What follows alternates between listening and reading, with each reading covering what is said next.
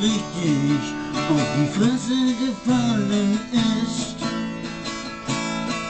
weil ein Mädchen gesagt hat, alles klar, und die Sache dann doch ganz anders gelaufen ist, hat man wenig Mut, es nochmal zu riskieren, das gleiche Spiel mit einer anderen noch einmal zu probieren. Man erinnert sich noch an das Magendrehen und hat Angst, nochmal so kaputt zu gehen.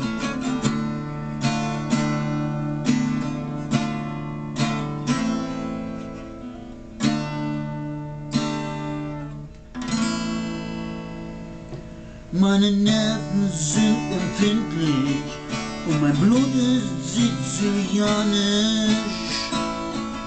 Jedes Mal, wenn man mich abturnt, dann werd ich völlig panisch. Dann ist mein Zustand sofort katastrophal. Dann renn ich in die nächste Kneipe und besaufe mich total. Oder ich werf die Beruhigungspillen ein, das müssen allerdings ziemlich viele sein.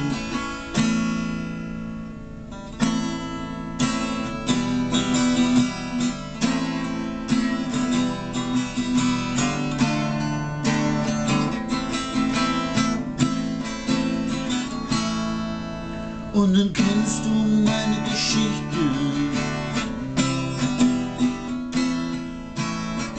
Tut mir leid, doch jetzt weißt du Bescheid. Die große Love Story haut mit mir nicht mehr hin.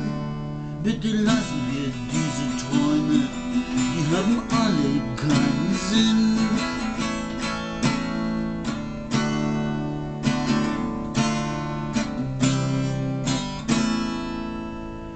Doch du sagst, mit dir wird das alles ganz anders.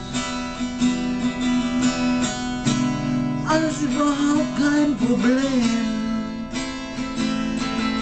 Und nun stehst du vor mir und ich weiß nicht, was ich tun soll. Und du sagst, ey, komm, lass uns gehen.